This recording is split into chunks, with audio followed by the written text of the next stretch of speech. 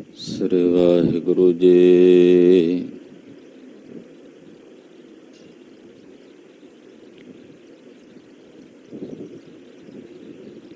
ਗੁਰੂ ਨਾਨਕ ਪਾਦ ਬੰਦਨ ਪਾਦ ਬੰਦਨ ਸਿਮਰੋ ਅੰਗਦ ਗੁਰ ਅਮਰਦਾਸ ਹਿਰਦੈ ਨਿਤ ਹਿਰਦੈ ਨਿਤ ਸ਼੍ਰੀ ਗੁਰੂ ਰਾਮਦਾਸ ਗੁਣ ਗੁਰੂ ਅਰਜਨ ਬਿਘਨਨ ਕੇ ਬਿਘਨਨ ਕੇ ਹਰ ਗੋਬਿੰਦ ਸ਼ੁਭ ਮਤ ਸ਼੍ਰੀ ਹਰਿ ਰਾਏ ਨਮੋ ਕਰ ਜੋਰੀ ਨਮੋ ਕਰ ਜੋਰੀ ਸ੍ਰੀ ਹਰਿ ਕ੍ਰਿਸ਼ਨ ਮਨਾਉ ਬਹੋਰੀ ਤੇਗ ਬਹਾਦਰ ਪਰਮ ਕਿਰਪਾਲਾ ਜੀ ਪਰਮ ਕਿਰਪਾਲਾ ਸ੍ਰੀ ਗੁਰੂ ਗੋਬਿੰਦ ਸਿੰਘ ਬੇਸਾਲਾ ਕਰੋ ਤਰਾ ਪਰ ਪੁੰਨ ਪੁੰਨ ਸੀਸਾ ਜੀ ਪੁੰਨ ਪੁੰਨ ਸੀਸਾ ਬੰਦੋ ਬਾਰ ਬਾਰ ਜਗਦੀਸਾ ਏਕੰਕਾਰ ਸਤਿਗੁਰੂ ਤੇ ਪ੍ਰਸਾਦ ਸਚ ਹੋਏ। ਵਾਹਿਗੁਰੂ ਜੀ ਕੀ ਫਤਿਹ ਹੈ। ਬਿਘਨ ਬਿਨਾਸਨ ਸੋਏ। ਵਾਹਿਗੁਰੂ ਜੀ ਕੀ ਫਤਿਹ ਹੈ। ਬਿਘਨ ਬਿਨਾਸਨ ਸੋਏ। ਚੌਪਈ ਦੇਖ ਕੋਪ ਗੁਰ ਕੇ ਉਰ ਬਾਡੋ ਭਾ ਕਰ ਜੋਰ ਪਰੋਅਤ ਠਾਂਡੋ ਬਖਸ਼ੋ ਮਹਾਰਾਜ ਹਮ ਖਰੇ ਤਿਸੇ ਦੇਖ ਕਹਿ ਕਰੁਣਾ ਟਰੇ। ਵਾਹਿਗੁਰੂ ਜੀ ਕਾ ਖਾਲਸਾ ਵਾਹਿਗੁਰੂ ਜੀ ਕੀ ਫਤਿਹ। ਜੁਗੋ ਜੋਗਾ ਟਲ ਸਤਿਗੁਰੂ ਸ੍ਰੀ ਗੁਰੂ ਗ੍ਰੰਥ ਸਾਹਿਬ ਜੀ ਮਹਾਰਾਜ ਗਰੀਬ ਨਵਾਜ ਜੀ ਦੀ ਪਾਵਨ ਪਵਿੱਤਰ ਛਤਰ ਛਾਇਆ ਹੇਠ ਜੁੜ ਬੈਠੀ ਗੁਰੂ ਸਵਰੂਪ ਗੁਰੂ ਖਾਲਸਾ ਸਾਧ ਸੰਗਤ ਜੀਓ। ਜਿਨ ਕੇ ਭਾਗ ਬੜੇ ਹੈ ਭਾਈ ਤਿਨ ਸਾਧੂ ਸੰਗ ਮੁਖ ਜੁਰੇ। ਵਡਭਾਗੀ ਹੋ ਨੇਤਾ ਪ੍ਰਤੀ ਗੁਰੂ ਪਾਤਸ਼ਾਹ ਦੇ ਚਰਨਾਂ ਵਿੱਚ ਇਕੱਤਰ ਹੋ ਕੇ ਪੰਥ ਦੇ ਵਾਲੀ ਦਸਮੇਸ਼ ਪਿਤਾ ਸਰਬੰਸ ਦਾਨੀ ਸ਼੍ਰੀ ਗੁਰੂ ਗੋਬਿੰਦ ਸਿੰਘ ਸਾਹਿਬ ਜੀ ਮਹਾਰਾਜ ਜੀ ਦੇ ਪਾਵਨ ਪਵਿੱਤਰ ਇਤਿਹਾਸ ਦੀ ਚੱਲ ਰਹੀ ਲੜੀਵਾਰ ਕਥਾ ਬਹੁਤ ਹੀ ਅਦਬ ਸਤਿਕਾਰ ਸ਼ਰਧਾ ਤੇ ਭਾਵਨਾ ਸਹਿਤ ਆਪ ਜੀ ਸਰਵਣ ਕਰ ਰਹੇ ਹੋ।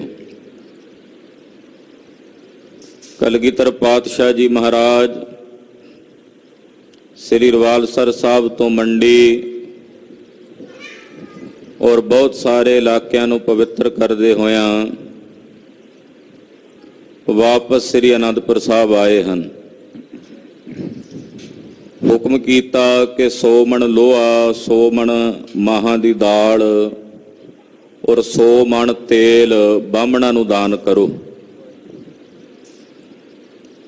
ਜਦੋਂ ਸਿੰਘ ਇਹ ਰਸਤ ਲੈ ਕੇ ਬ੍ਰਾਹਮਣਾਂ ਨੂੰ ਦਾਨ ਦੇਣ ਵਾਸਤੇ ਗਏ ਤੇ ਬ੍ਰਾਹਮਣਾਂ ਨੇ ਅੱਗੋਂ ਇਨਕਾਰ ਕੀਤਾ ਕਿ ਗੁਰੂ ਜੀ ਅਧਿਕਾਰੀ ਨਹੀਂ ਦਾਨ ਦੇਣ ਦੇ, ਅਸੀਂ ਉਹਨਾਂ ਦਾ ਦਿੱਤਾ ਦਾਨ ਨਹੀਂ ਲੈ ਸਕਦੇ, ਕਿਉਂਕਿ ਉਹ ਜਨੇਊ ਨਹੀਂ ਪਾਉਂਦੇ, ਜੰਝੂ ਨਹੀਂ ਧਾਰਨ ਕਰਦੇ, ਅਸੀਂ ਉਹਨਾਂ ਦਾ ਦਾਨ ਤਿਆਗ ਦਿੱਤਾ ਹੈ।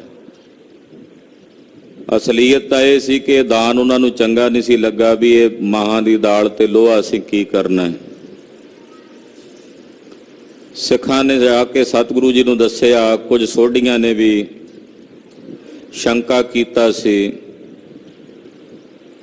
ਤੋ ਗਰੀਬ ਨਵਾਜ ਪਾਤਸ਼ਾਹ ਜੀ ਨੇ ਬਚਨ ਕੀਤਾ ਕਿ ਜੇ ਨਾ ਬ੍ਰਾਹਮਣਾਂ ਨੇ ਗੁਰੂ ਛੱਡ ਦਿੱਤਾ ਤੇ ਫਿਰ ਅਸੀਂ ਇਹਨਾਂ ਨੂੰ ਛੱਡਿਆ।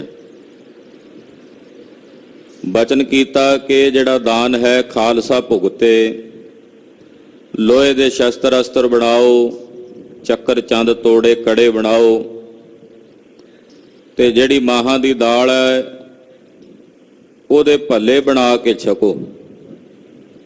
ਤੋ ਗੁਰਦੇਵ ਦਾ ਇਹ ਦਾਨ ਖਾਲਸੇ ਨੇ ਭੁਗਤਿਆ। ਮਹਾਰਾਜ ਜੀ ਦੱਸਣਾ ਚਾਹੁੰਦੇ ਸਨ ਕਿ ਸਾਡੇ ਦਾਨ ਉੱਤੇ ਖਾਲਸੇ ਦਾ ਹੱਕ ਹੈ। ਸਾਡੇ ਘਰ ਵਿੱਚ ਜੋ ਕੁਝ ਹੈ ਸਾਡੇ ਖਾਲਸੇ ਦਾ, ਸਾਡੇ ਪੰਥ ਦਾ ਹੈ। ਗੁਰਦੇਵ ਆਖਿਆ ਜਿਹੜੇ ਬ੍ਰਾਹਮਣ ਹਨ, 3 ਗੁਰ ਛੋਡਾ 100 ਗੁਰ ਛੋਡੇ।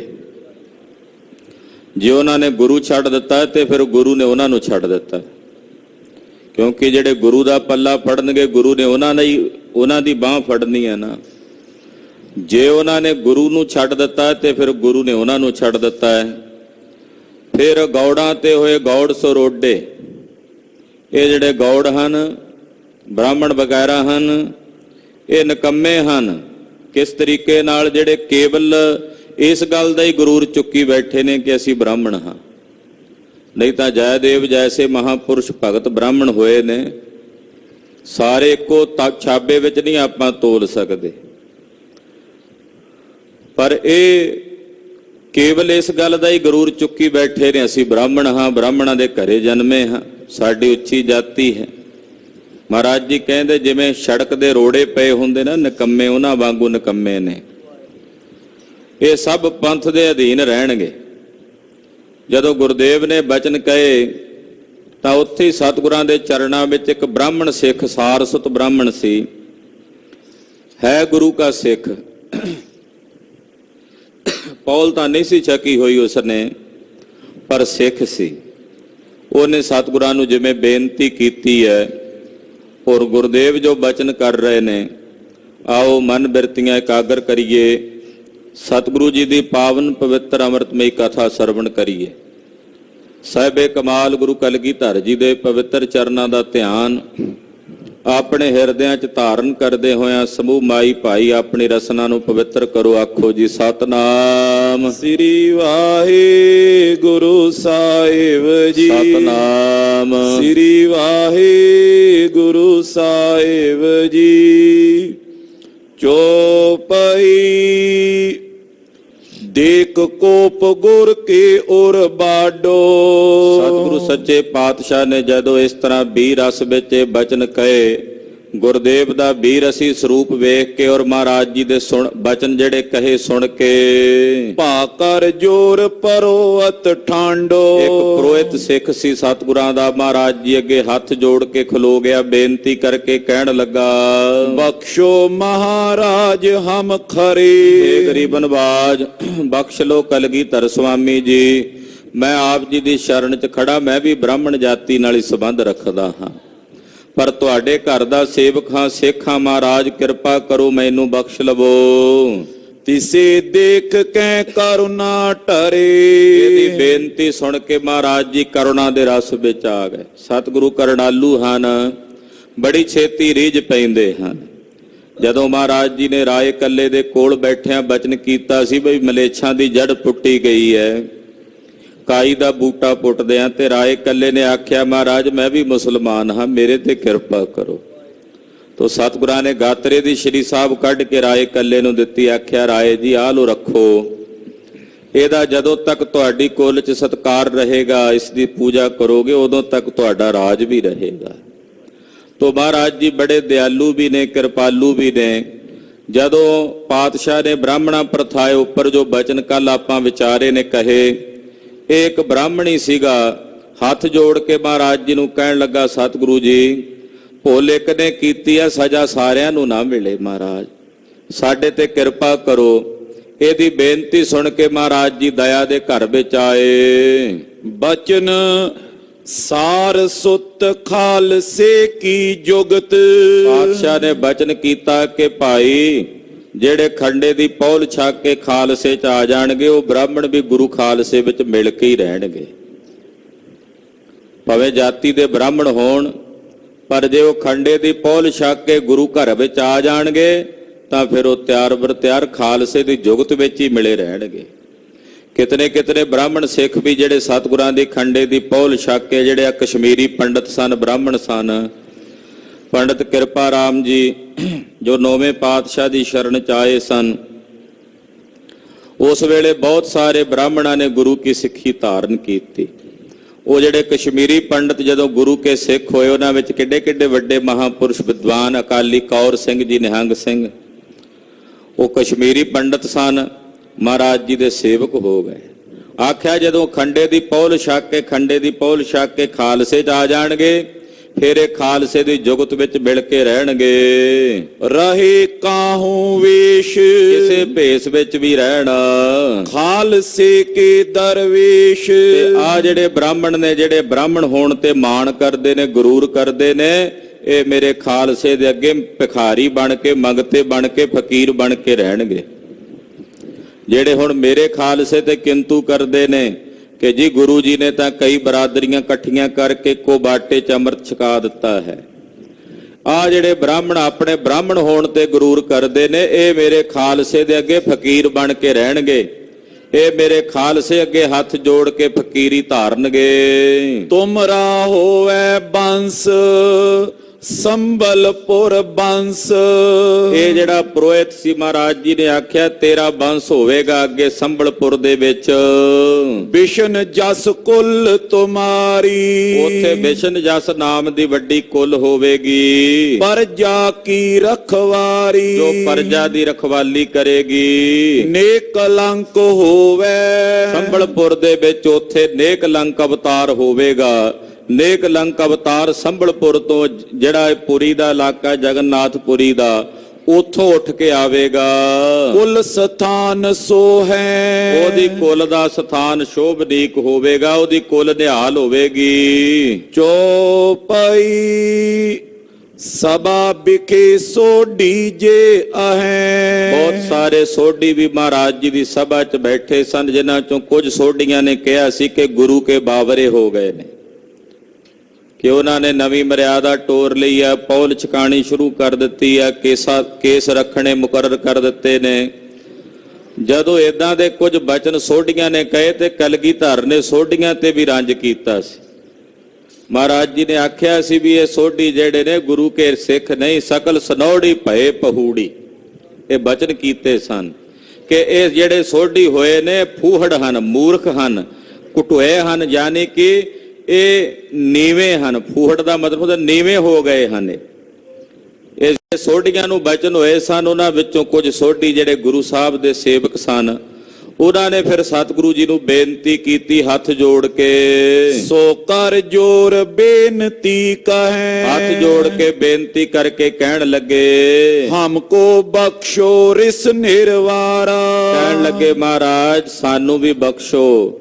ਜੇ 2-4 ਸੋਢੀਆਂ ਨੇ ਗਲਤੀ ਕੀਤੀ ਹੈ, ਸਾਰੇ ਸੋਢੀਆਂ ਵਾਸਤੇ ਇਦਾਂ ਬਚਨ ਨਾ ਕਹੋ ਮਹਾਰਾਜ, ਅਸੀਂ ਵੀ ਤਾਂ ਸੋਢੀ ਹਾਂ, ਸੋਢੀ ਗੁਰੂ ਰਾਮਦਾਸ ਸਾਹਿਬ ਜੀ ਦੀ ਅੰਸ਼ਜ ਹਾਂ ਮਹਾਰਾਜ, ਸਾਡੇ ਤੇ ਵੀ ਕਿਰਪਾ ਕਰੋ ਮਹਾਰਾਜ, ਸਾਨੂੰ ਬਖਸ਼ ਲਓ, ਸਾਡੇ ਤੇ ਕਿਸੇ ਪ੍ਰਕਾਰ ਦਾ ਰੋਸ ਨਾ ਕਰੋ। ਤਬ ਸ਼੍ਰੀ ਮੁਕਤੇ ਤਿਨੋ ਉਚਾਰਾ। ਫਿਰ ਸਤਿਗੁਰੂ ਕਲਗੀਧਰ ਜੀ ਦੇ ਮੁਖੋਂ ਬਚਨ ਉਚਾਰੇ, ਕਹਿਣ ਲੱਗੇ, ਬਚਨ ਮੇਰੀ ਗੁਰਿਆਈ ਜਿਨ ਕੇ ਮਨ ਪਾਈ। ਮਹਾਰਾਜ ਜੀ ਨੇ ਬਚਨ ਕੀਤਾ ਕਿ ਭਾਈ ਜਿਹੜੀ ਸਾਡੀ ਗੁਰਿਆਈ ਹੈ, ਜਿਨ੍ਹਾਂ ਨੂੰ ਸਾਡੀ ਗੁਰਿਆਈ ਭਾਉਂਦੀ ਹੈ, ਕਿ ਗੁਰੂ ਕਲਗੀਧਰ, ਕਿਉਂਕਿ ਕਈ ਸੋਢੀ ਤਾਂ ਗੁਰੂ ਸਾਹਿਬ ਜੀ ਨੂੰ ਉਹ ਗੁਰੂ ਪਾਤਸ਼ਾਹ ਦੀ ਗੁਰਿਆਈ ਉਹਨਾਂ ਨੂੰ ਚੰਗੀ ਨਹੀਂ ਸੀ ਲੱਗਦੀ।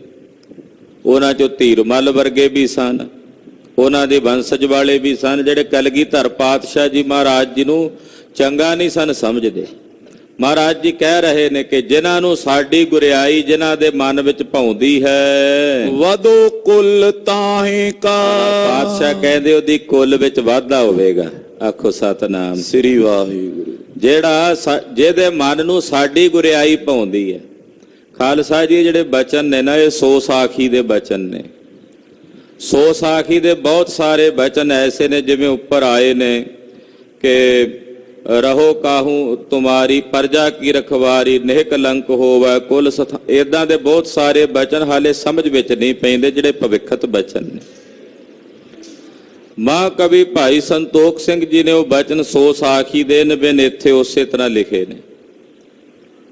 ਜਦੋਂ ਸੋਢੀਆਂ ਨੇ ਮਹਾਰਾਜ ਜੀ ਦੇ ਚਰਨਾਂ 'ਚ ਬੇਨਤੀ ਕੀਤੀ ਕਿ ਮਹਾਰਾਜ ਕੁਝ ਸੋਢੀਆਂ ਨੇ ਮਾੜੇ ਸ਼ਬਦ ਕਹੇ ਨੇ, ਸਾਰਿਆਂ ਲਈ ਆਪ ਜੀ ਇਸ ਤਰ੍ਹਾਂ ਬਚਨ ਨਾ ਕਰੋ, ਤੋ ਕਲਗੀਧਰ ਜੀ ਨੇ ਫਿਰ ਕਿਹਾ ਕਿ ਜਿਨ੍ਹਾਂ ਦੇ ਮਨ ਨੂੰ ਸਾਡੀ ਗੁਰਿਆਈ ਭਾਉਂਦੀ ਹੈ ਨਾ, ਜਿਨ੍ਹਾਂ ਨੂੰ ਭਾਉਂਦਾ ਹੈ ਕਿ ਗੁਰੂ ਗੋਬਿੰਦ ਸਿੰਘ ਸਾਹਿਬ ਜੀ ਗੁਰੂ ਨਾਨਕ ਸਾਹਿਬ ਦੀ 10ਵੀਂ ਜੋਤ ਹਨ, 10ਵੇਂ ਸਵਰੂਪ ਹਨ, ਪਾਤਸ਼ਾਹ ਕਹਿੰਦੇ ਉਹਨਾਂ ਦੀ ਕੁੱਲ 'ਚ ਵਾਧਾ ਹੋਵੇਗਾ। ਜਿਹੜੇ ਗੁਰੂ ਨਾਨਕ ਗੁਰੂ ਗੋਬਿੰਦ ਸਿੰਘ ਸਾਹਿਬ 'ਚ ਭੇਦ ਨਹੀਂ ਸਮਝਦੇ, ਬੜੇ ਨੇ ਜਿਹੜੇ ਭੇਦ ਸਮਝਦੇ ਹਨ, ਕਹਿੰਦੇ ਆ ਗੁਰੂ ਨਾਨਕ ਸਾਹਿਬ ਦਾ ਰਾਹ ਹੋਰ ਸੀ ਤੇ ਗੁਰੂ ਗੋਬਿੰਦ ਸਿੰਘ ਸਾਹਿਬ ਦਾ ਰਾਹ ਹੋਰ ਸੀ।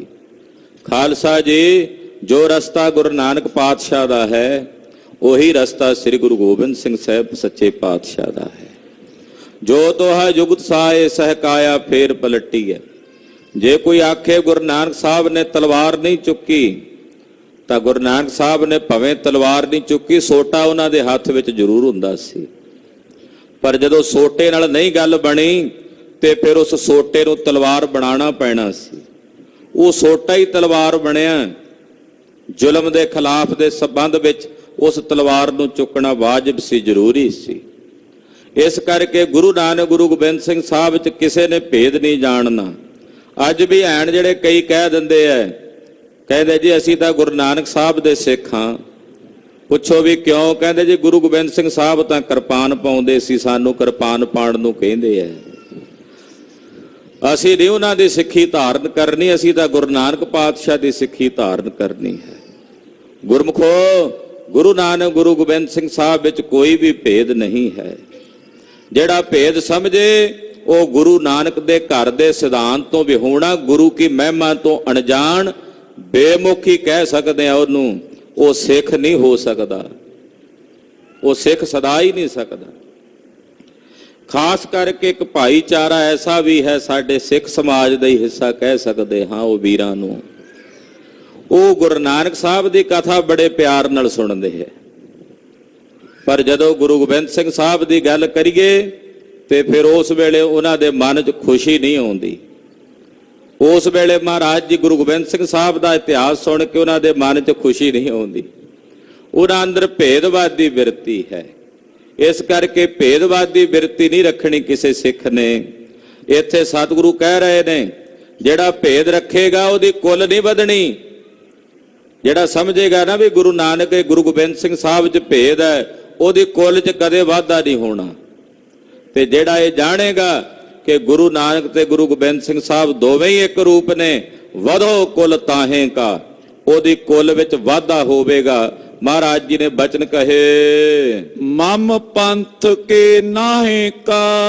ਮਹਾਰਾਜ ਜੀ ਕਹਿੰਦੇ ਜਿਹੜਾ ਪੰਥ ਹੈ ਨਾ, ਇਹ ਮੇਰੇ ਮਾਲਕ ਦਾ ਪੰਥ ਹੈ। ਮੇਰੇ ਕਲਗੀਧਰ ਨੇ ਨਹੀਂ ਕਿਹਾ ਮੇਰਾ ਪੰਥ ਹੈ। ਮਹਾਰਾਜ ਜੀ ਕਹਿੰਦੇ ਅਕਾਲ ਪੁਰਖ ਦੀ ਫੌਜ ਹੈ, ਇਹ ਅਕਾਲ ਪੁਰਖ ਦਾ ਪੰਥ। ਨਾਹੇ ਕਾ ਦਾ ਮਤਲਬ ਮੇਰਾ ਨਾਹੇ, ਨਾਹੇ ਨਾਮ ਹੁੰਦਾ ਸੁਆਮੀ ਦਾ, ਮਾਲਕ ਦਾ।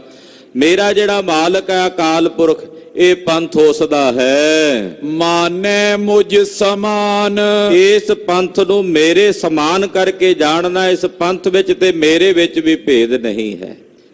ਜਿਵੇਂ ਗੁਰੂ ਨਾਨਕ ਗੁਰੂ ਗੋਬਿੰਦ ਸਿੰਘ ਸਾਹਿਬ 'ਚ ਭੇਦ ਨਹੀਂ, ਇਸੇ ਤਰ੍ਹਾਂ ਗੁਰੂ ਗੋਬਿੰਦ ਸਿੰਘ ਸਾਹਿਬ ਤੇ ਖਾਲਸੇ ਪੰਥ ਵਿੱਚ ਵੀ ਭੇਦ ਨਹੀਂ ਹੈ।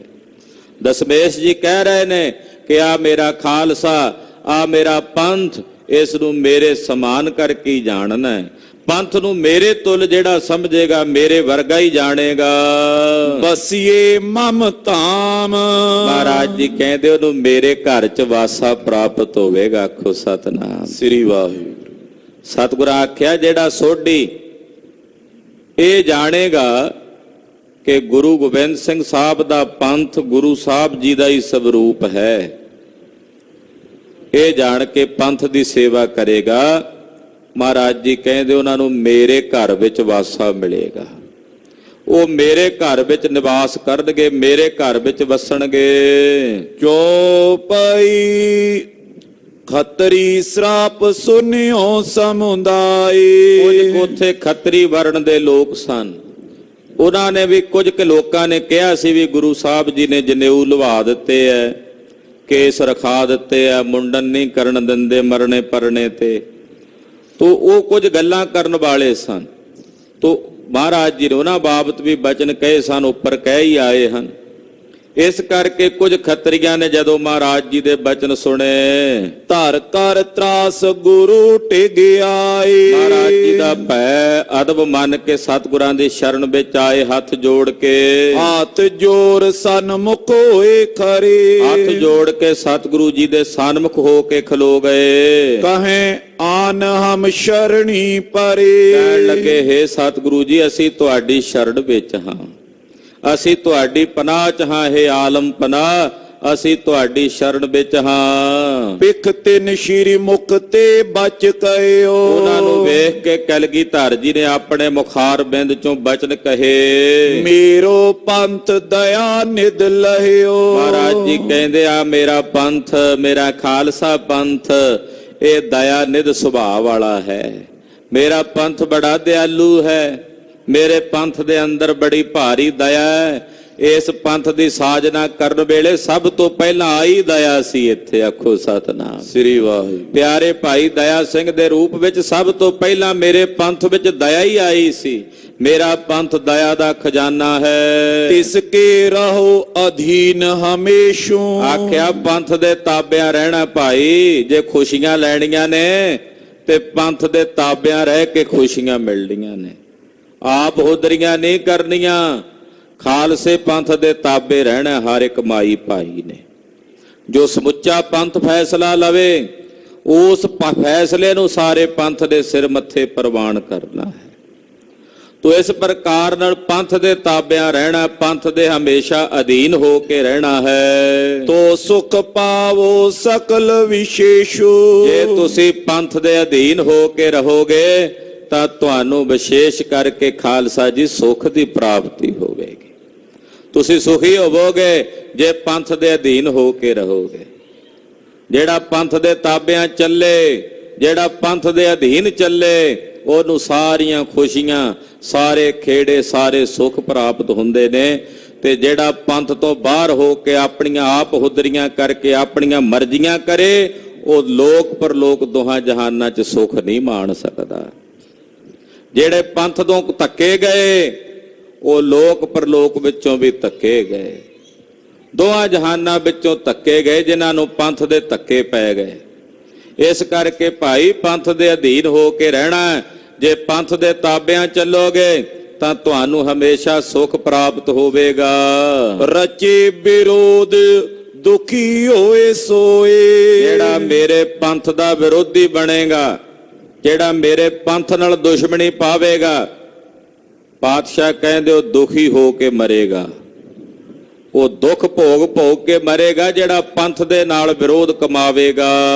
ਪੁਨ ਪਛਤਾਵੈ ਸ਼ਰਨੀ ਹੋਏ। ਉਹਦੀ ਬੰਦ ਖਲਾਸੀ ਹੋਣੀ ਤਾਂ ਹੀ ਹੋਣੀ ਹੈ ਜਦੋਂ ਉਹ ਪੰਥ ਦੀ ਸ਼ਰਨ ਵਿੱਚ ਆਏਗਾ। ਪਛਤਾ ਕੇ ਉਹਨੂੰ ਆਖਰਕਾਰ ਪੰਥ ਦੇ ਤਾਬਿਆਂ ਆਉਣਾ ਹੀ ਪਵੇਗਾ। ਜਦੋਂ ਤੱਕ ਪੰਥ ਦੇ ਤਾਬਿਆਂ ਨਹੀਂ ਆਵੇਗਾ ਦੁੱਖ ਭੋਗਦਾ ਰਹੇਗਾ। ਸਭ ਜਗ ਕਾਰ ਅਨੇਕ ਪ੍ਰਕਾਰੀ। ਸਾਰੇ ਜਗਤ ਦੀ ਅਨੇਕ ਪ੍ਰਕਾਰ ਦੀ ਕਾਰ ਹੈ। ਲਈ ਖਾਲਸੇ ਸਕਲ ਸੰਭਾਰੀ। ਇਹ ਸਾਰੀ ਮੇਰੇ ਖਾਲਸੇ ਨੇ ਸੰਭਾਲ ਲਈ ਹੈ। ਇਹ ਸਾਰੇ ਸੰਸਾਰ ਦੀ ਸਕਲ ਪ੍ਰਕਾਰ ਦੀ ਕਾਰ ਮੇਰੇ ਖਾਲਸੇ ਦੇ ਤਾਬਿਆਂ ਹੈ। ਬਚਨ ਅੰਬੀਰੀ ਵਜ਼ੀਰੀ ਫਕੀਰੀ ਤਤਬੀਰੀ। ਮੇਰੇ ਪੰਥ ਦੇ ਕੋਲ ਅੰਬੀਰੀ ਵੀ ਹੈ, ਯਾਨੀ ਕਿ ਮੀਰੀ। ਅੰਬੀਰੀ ਦਾ ਮਤਲਬ ਮੀਰੀ। ਪਾਤਸ਼ਾਹ ਕਹਿੰਦੇ ਮੇਰਾ ਪੰਥ ਮੀਰ ਵੀ ਹੈ। ਜਦੋਂ ਮੀਰ ਦਾ ਅਰਥ ਕਰਨਾ ਹੋਵੇ ਤੇ ਮੀਰ ਦਾ ਅਰਥ ਹੁੰਦਾ ਪਾਤਸ਼ਾਹ। ਇੱਥੇ ਅੰਬੀਰੀ ਦਾ ਅਰਥ ਹੈ ਪਾਤਸ਼ਾਹੀ। ਮੇਰੇ ਪੰਥ ਦੇ ਕੋਲ ਪਾਤਸ਼ਾਹੀ ਹੈ ਸੰਸਾਰ ਦੀ, ਪੂਰੇ ਸੰਸਾਰ ਦੀ ਪਾਤਸ਼ਾਹੀ ਮੇਰੇ ਪੰਥ ਦੇ ਕੋਲ ਹੈ। ਅੰਬੀਰੀ। ਫਿਰ ਵਜ਼ੀਰੀ। ਵਜ਼ੀਰ ਕਿਸ ਨੂੰ ਕਹਿੰਦੇ ਆ? ਸਲਾਹ ਦੇਣ ਵਾਲੇ ਨੂੰ। ਵਜ਼ੀਰੀਆਂ ਵੀ ਮੇਰੇ ਪੰਥ ਕੋਲ ਨੇ, ਯਾਨੀ ਕਿ ਸਲਾਹ ਵੀ ਇਹਨਾਂ ਦੇ ਵਿੱਚ ਹੀ, ਸਲਾਹ ਦੇਣ ਵਾਲੇ ਨੇ ਪੰਥ ਵਿੱਚ। ਵਜ਼ੀਰੀ ਵੀ ਇਹਨਾਂ ਕੋਲ ਹੈ। ਫਕੀਰੀ, ਤੇ ਫਕੀਰੀ ਵੀ ਮੇਰੇ ਪੰਥ ਦੇ ਅਧੀਨ ਹੈ। ਮੇਰੇ ਪੰਥ ਵਿੱਚ ਫਕੀਰ ਵੀ ਉੱਚ ਕੋਟੀ ਦੇ ਹਨ। ਅਮੀਰ ਵੀ, ਵਜ਼ੀਰ ਵੀ ਤੇ ਫਕੀਰ ਵੀ। ਤੇ ਜਦੋਂ ਫਕੀਰਾਂ ਦੀ ਗੱਲ ਕਰੀਏ ਕਿ ਗੁਰੂ ਖਾਲਸੇ ਪੰਥ ਵਿੱਚ ਬਾਬਾ ਬਨਖੰਡੀ ਜੀ ਜੈਸੇ ਉਦਾਸੀ ਮਹਾਂਪੁਰਸ਼, ਉਹ ਗੁਰੂ ਖਾਲਸੇ ਪੰਥ 'ਚ ਹੀ ਹੋਏ। ਭਾਈ ਮੀਆਂ ਸਾਹਿਬ ਜੀ ਵਰਗੇ, ਭਾਈ ਮੀਆਂ ਸਾਹਿਬ ਜਿਨ੍ਹਾਂ ਨੂੰ 9ਵੇਂ ਪਾਤਸ਼ਾਹ ਨੇ ਬਖਸ਼ਿਸ਼ ਕੀਤੀ, ਤਮਤਾਨ ਸਾਹਿਬ, ਕੈਸੀ ਕੈਸੀ ਉੱਚ ਕੋਟੀ ਦੇ ਮਹਾਂਪੁਰਸ਼ ਫਕੀਰ ਹੋਏ। ਬਾਬਾ ਬਨਖੰਡੀ ਜੀ ਇਹ ਉਦਾਸੀਨ ਮਹਾਂਪੁਰਸ਼ ਸਨ। ਇਤਨਾ ਪ੍ਰਚਾਰ ਪ੍ਰਸਾਰ ਕੀਤਾ, ਅਫਗਾਨਿਸਤਾਨ ਦੇ ਇਲਾਕੇ ਤੱਕ ਜਾ ਕੇ, ਕਾਬਲ ਕੰਧਾਰ ਤੱਕ ਜਾ ਕੇ ਗੁਰੂ ਨਾਨਕ ਸਾਹਿਬ ਦੀ ਸਿੱਖੀ ਦਾ ਪ੍ਰਚਾਰ ਪ੍ਰਸਾਰ ਕੀਤਾ। ਸੋ ਬੜੇ ਬੜੇ ਮਹਾਂਪੁਰਸ਼। ਫਕੀਰੀ ਵੀ ਮਹਾਰਾਜ ਜੀ ਕਹਿੰਦੇ ਮੇਰੇ ਪੰਥ ਵਿੱਚ ਹੈ। ਤਦਬੀਰੀ। ਤਦਬੀਰੀ ਦਾ ਮਤਲਬ ਹੁੰਦਾ ਨਿਪੁੰਨਤਾ, ਜੁਗਤ। ਜਿਹੜੀ ਜੁਗਤ ਹੁੰਦੀ ਹੈ ਉਹ ਵੀ ਮੇਰੇ ਪੰਥ ਦੇ ਕੋਲ ਹੈ। ਪੂਰਨ ਤੌਰ ਤੇ ਨਿਪੁੰਨਤਾਈ ਜਿਹੜੀ ਹੈ ਉਹ ਮੇਰੇ ਪੰਥ ਵਿੱਚ ਹੈ। ਜ਼ੋਹੀਰੀ। ਜ਼ੁਹੀਰੀ ਦਾ ਮਤਲਬ ਹੁੰਦਾ ਹੈ ਪੁਸ਼ਤ ਪਨਾਹ ਹੋਣਾ। ਸਹਾਇਤਾ ਦਾ ਬਲ ਮੇਰੇ ਪੰਥ ਦੇ ਕੋਲ ਹੈ, ਕਿਉਂਕਿ ਕਿਸੇ ਦੀ ਸਹਾਇਤਾ ਕੋਈ ਤਾਂ ਹੀ ਕਰ ਸਕਦਾ ਨਾ ਜੋ ਆਪ ਬਲੀ ਹੋਵੇ। ਬਲਵਾਨ ਹੀ ਦੂਜੇ ਦੀ ਸਹਾਇਤਾ ਕਰ ਸਕਦਾ, ਜਿਹੜਾ ਵਿਚਾਰਾ ਆਪ ਡਿੱਗਿਆ ਹੋਵੇ ਦੂਜੇ ਨੂੰ ਕਿਵੇਂ ਚੁੱਕੇਗਾ। ਮੇਰਾ ਪੰਥ ਮਹਾਰਾਜ ਜੀ ਕਹਿੰਦੇ ਜ਼ੁਹੀਰੀ ਕਹੀਏ, ਪੁਸ਼ਤ ਪਨਾਹ ਵਾਲਾ ਵੀ ਹੈ, ਵੀ ਜਿਹੜਾ ਸ਼ਰਨ ਚ ਆਵੇਗਾ ਉਹਦੀ ਸਹਾਇਤਾ ਕਰਨ ਦਾ ਬਲ ਰੱਖਣ ਵਾਲਾ ਪੰਥ। ਇੱਕ ਕਲਗੀਧਰ ਜੀ ਆਪਣੇ ਪੰਥ ਵਾਸਤੇ ਬਚਨ ਵਰਤ ਰਹੇ ਨੇ ਬੜੇ ਕਮਾਲ ਦੇ। ਅੰਬੀਰੀ ਵਜ਼ੀਰੀ ਫਕੀਰੀ ਤਦਬੀਰੀ ਜ਼ੁਹੀਰੀ। ਮੇਰਾ ਪੰਥ ਅੰਬੀਰ ਵੀ ਹੈ, ਮੇਰਾ ਪੰਥ ਵਜ਼ੀਰ ਵੀ ਹੈ, ਮੇਰਾ ਪੰਥ ਫਕੀਰ ਵੀ ਹੈ, ਮੇਰਾ ਪੰਥ ਤਦਬੀਰ ਵੀ ਹੈ ਤੇ ਮੇਰਾ ਪੰਥ ਜ਼ੁਹੀਰੀ ਵੀ ਹੈ, ਯਾਨੀ ਕਿ ਜਿਹੜਾ ਸ਼ਰਨ ਆਵੇ ਉਸ ਦੀ ਸਹਾਇਤਾ ਕਰਨ ਵਾਲਾ ਬਲੀ ਵੀ ਹੈ। ਹਾਂਜੀ। ਅਕਲਗੀਰੀ। ਅਕਲਗੀਰੀ, ਅਕਲਮੰਦ ਹੈ ਮੇਰਾ ਪੰਥ। ਐਸਾ ਨਹੀਂ ਵੀ ਬੇਅਕਲ ਦੇ ਨਾਲ ਹੀ ਕੋਈ ਕੰਮ ਕਰਨਾ। ਅਕਲਗੀਰੀ, ਅਕਲਮੰਦ। ਔਰ ਅਕਲਮੰਦ ਇਤਨੇ, ਅਕਲਗੀਰੀ ਵੀ ਹੈ ਇਹਨਾਂ ਪਾਸ। ਵੱਡੀਆਂ ਵੱਡੀਆਂ ਮੁਹਿੰਮਾਂ ਜਿਹੜੀਆਂ ਕਹੀਆਂ ਜਾਂਦੀਆਂ ਸਨ ਵੀ ਇਹ ਸਿੱਧ ਨਹੀਂ ਹੋ ਸਕਦੀਆਂ, ਖਾਲਸੇ ਨੇ ਉਹ ਮੁਹਿੰਮਾਂ ਆਪਣੀ ਅਕਲ ਦੇ ਨਾਲ ਸਿੱਧ ਕੀਤੀਆਂ। ਅਕਲਗੀਰੀ। ਅਕਲਗੀਰ ਵੀ ਹੈ ਮੇਰਾ ਪੰਥ, ਭਾਵ ਇਹ ਅਕਲਮੰਦ ਵੀ ਹੈ। ਦਾਨਾਈ ਜਿਹਨੂੰ ਕਹਿੰਦੇ ਦਾਨਾਪੁਣ ਹੋਣਾ, ਓਛਾਪਨ ਨਹੀਂ ਹੈ ਮੇਰੇ ਪੰਥ ਵਿੱਚ। ਅਕਲਗੀਰੀ ਦਾ ਅਰਥ ਦਾਨਾਈ ਵੀ ਹੈ, ਦਾਨਾਪਨ ਹੋਣਾ, ਸਿਆਣਪ ਹੋਣੀ। ਜਿਵੇਂ ਕਹਿੰਦੇ ਨੇ ਜੀ ਦਾਨਾ ਹੈ, ਫਲਾਣਾ ਬੰਦਾ ਬੜਾ ਦਾਨਾ ਹੈ। ਦਾਨਾ ਦਾ ਮਤਲਬ ਸਿਆਣਾ, ਸਮਝਦਾਰ, ਸ਼ਾਂਤ, ਹੋਛਾ ਨਹੀਂ ਹੈ। ਮਹਾਰਾਜ ਜੀ ਕਹਿੰਦੇ ਮੇਰਾ ਪੰਥ ਅਕਲਗੀਰੀ ਦਾਨਾਈ ਵੀ ਹੈ। ਦਾਨ ਕੀ ਦਹੀਰੀ। ਔਰ ਦਾਤ ਦੇਣ ਵਾਲਾ ਵੀ ਹੈ। ਦਾਨ ਕੀ ਦਹੀਰੀ, ਦਾਨ ਦੇਣ ਵਾਲਾ ਦਾਤਾ ਵੀ ਹੈ ਮੇਰਾ ਪੰਥ। ਮੇਰਾ ਪੰਥ ਏਡਾ ਵੱਡਾ ਦਾਤ ਹੈ ਕਿ ਘੋੜਿਆਂ ਦੀ ਲਿੱਦ ਚੁੱਕਣ ਵਾਲਿਆਂ ਨੂੰ ਨਵਾਬੀਆਂ ਦੇ ਦਿੰਦਾ ਤੇ ਦਾਣਾ ਵੰਡਣ ਵਾਲਿਆਂ ਨੂੰ ਪਾਤਸ਼ਾਹੀਆਂ ਬਖਸ਼ ਦਿੰਦਾ। ਮੇਰਾ ਪੰਥ ਦਾਨਾ ਵੀ ਹੈ, ਦਾਤਾ ਵੀ ਕਮਾਲ ਦਾ ਹੈ। ਐਸਾ ਹੈ ਇਹ ਪੰਥ, ਦਾਤਾ ਵੀ ਕਮਾਲ ਦਾ ਹੈ। ਜਿਹੜਾ ਸ਼ਰਨ ਆ ਜਾਏ ਕਿ ਆ ਦਾਨ ਚਾਹੀਦਾ ਤਾਂ ਪੰਥ ਉਸੇ ਵੇਲੇ ਦਾਨ ਦੇਣ ਵਿੱਚ ਨਿਪੁੰਨ ਹੈ। ਹਾਂਜੀ। ਬੰਦੂਕ ਤਰਗਸ ਗੀਰੀ। ਫਿਰ ਮੇਰਾ ਪੰਥ ਬੰਦੂਕ ਧਾਰਨ ਕਰਨ ਵਾਲਾ, ਸ਼ਸਤਰ ਧਾਰਨ ਕਰਨ ਵਾਲਾ ਸ਼ਸਤਰਧਾਰੀ ਵੀ ਹੈ। ਮੇਰਾ ਪੰਥ ਜਿੱਥੇ ਫਕੀਰ ਹੈ ਉੱਥੇ ਸਿਪਾਹੀ ਵੀ ਹੈ, ਜਿੱਥੇ ਸੰਤ ਹੈ ਉੱਥੇ ਸਿਪਾਹੀ ਵੀ ਹੈ। ਇਹਦੇ ਵਿੱਚ ਇਹ ਸ਼ਸਤਰਧਾਰੀਆਂ ਦਾ ਖਾਲਸਾ ਪੰਥ ਹੈ। ਚੌਪਈ ਰਾਜ ਮੰਤਰ ਕੀ ਦਾਤ ਵਡਾਈ। ਰਾਜ ਕਰਨ ਦੀ ਜਿਹੜੀ ਸਲਾਹ ਹੁੰਦੀ ਹੈ ਜਾਂ ਜਿਹੜੀ ਵਡਿਆਈ ਹੁੰਦੀ ਹੈ, ਇਹ ਸਾਰੀ ਮੇਰੇ ਖਾਲਸੇ ਪੰਥ ਕੋਲ ਹੈ। ਉਹਦੇ ਸਿੰਘ ਮੋਹਰ ਸਿੰਘ ਪਾਈ। ਮਹਾਰਾਜ ਜੀ ਬਖਸ਼ਿਸ਼ਾਂ ਕਰਨ ਲੱਗੇ, ਕਹਿੰਦੇ ਆ ਰਾਜ ਕਰਨ ਦੀ ਮੰਤਰ ਦੀ ਸਲਾਹ। ਮੰਤਰ ਕਹਿੰਦੇ ਰਾਜ ਕਰਨ ਦੀ ਸਲਾਹ ਦੇਣ ਵਾਲੇ ਜਾਂ ਰਾਜ ਕਰਨ ਦੀ ਜਿਹੜੀ ਦਾਤ ਹੈ, ਆ ਮੇਰੇ ਪਿਆਰੇ ਭਾਈ ਉਦੇ ਸਿੰਘ ਨੇ ਪ੍ਰਾਪਤ ਕੀਤੀ ਹੈ ਸਾਡੇ ਕੋਲੋਂ। ਆ ਭਾਈ ਮੋਹਰ ਸਿੰਘ ਨੇ ਪ੍ਰਾਪਤ ਕੀਤੀ ਹੈ। ਆ ਜਿਹੜੇ ਰਾਜੇ ਬਣੇ ਗੁਰੂ ਖਾਲਸਾ ਜੀ, ਮਿਸਲਾਂ ਦੇ ਰਾਜ ਕਾਇਮ ਹੋਏ, ਇਹ ਫਿਰ ਉਹੀ ਸਨ ਜਿਹੜੇ ਮੁੜ ਮੁੜ ਕੇ ਆਏ ਨੇ ਸ਼ਹੀਦ, ਜਿਨ੍ਹਾਂ ਨੂੰ 10ਵੇਂ ਪਾਤਸ਼ਾਹ ਬਖਸ਼ਿਸ਼ਾਂ ਕਰ ਰਹੇ ਨੇ, ਜਿਨ੍ਹਾਂ ਨੂੰ ਗੁਰਦੇਵ ਨੇ ਮੁਕਤਸਰ ਦੇ ਜੰਗ 'ਚ ਕਿਹਾ ਸੀ ਮੇਰਾ 5000 ਹੀ, ਇਹ ਮੇਰਾ 10,000 ਹੀ, ਇਹ 20,000 ਹੀ। ਇਹ ਉਹੀ ਸਨ ਜਿਹੜੇ ਮਿਸਲਾਂ ਦੇ ਆਗੂ ਬਣੇ ਬਾਅਦ ਵਿੱਚ। ਚੜਤ ਸਿੰਘ ਸ਼ੁਕਰ ਚੱਕੀਏ ਵਰਗੇ, ਭਾਈ ਮਾਹ ਸਿੰਘ ਸ਼ੁਕਰ ਚੱਕੀਏ ਵਰਗੇ, ਜਸਾ ਸਿੰਘ ਰਾਮਗੜੀਏ ਵਰਗੇ, ਇਸੇ ਤਰ੍ਹਾਂ ਸਰਦਾਰ ਹਰੀ ਸਿੰਘ ਭੰਗੀ ਵਰਗੇ, ਇਹ ਜਿਹੜੇ ਜਰਨੈਲ ਸਨ, ਸਰਦਾਰ ਜੱਸਾ ਸਿੰਘ ਜੀ ਆਹਲੂਵਾਲੀਆ ਵਰਗੇ, ਉਹੀ ਸ਼ਹੀਦ ਨੇ ਜਿਹੜੇ ਕਲਗੀਧਰ ਪਾਤਸ਼ਾਹ ਦੀਆਂ ਬਖਸ਼ਿਸ਼ਾਂ ਦੇ ਪਾਤਰ ਮੁੜ ਮੁੜ ਕੇ ਆਉਂਦੇ ਰਹੇ। ਆਖਿਆ ਇਹ ਉਹਦੇ ਸਿੰਘ ਭਾਈ ਮੋਹਰ ਸਿੰਘ, ਇਹਨਾਂ ਨੇ ਸਾਡੇ ਕੋਲੋਂ ਰਾਜ ਕਰਨ ਦੀ ਦਾਤ ਪ੍ਰਾਪਤ ਕੀਤੀ ਹੈ। ਧੰਨਾ ਸਿੰਘ ਮਾਨ ਸਿੰਘ ਜਾਨ। ਆ ਭਾਈ ਧੰਨਾ ਸਿੰਘ ਤੇ ਮਾਨ ਸਿੰਘ ਇਹ ਜਿਹੜੇ ਜਾਣੋ ਭਾਈ, ਇਹ ਮੇਰੇ ਰਾਜੇ ਹੋਣਗੇ ਪੰਥ ਵਿੱਚ, ਇਹ ਮੇਰੇ ਪੰਥ ਵਿੱਚ ਰਾਜੇ ਹੋਣਗੇ, ਬਾਦਸ਼ਾਹ ਹੋਣਗੇ। ਦਾਨ ਸਿੰਘ ਚੜਤ ਸਿੰਘ ਪਰਮਾਨ। ਆ ਭਾਈ ਦਾਨ ਸਿੰਘ, ਆ ਭਾਈ ਚੜਤ ਸਿੰਘ, ਇਹ ਸਾਰੇ ਮੇਰੇ ਘਰ 'ਚ ਪ੍ਰਵਾਨ ਹਨ।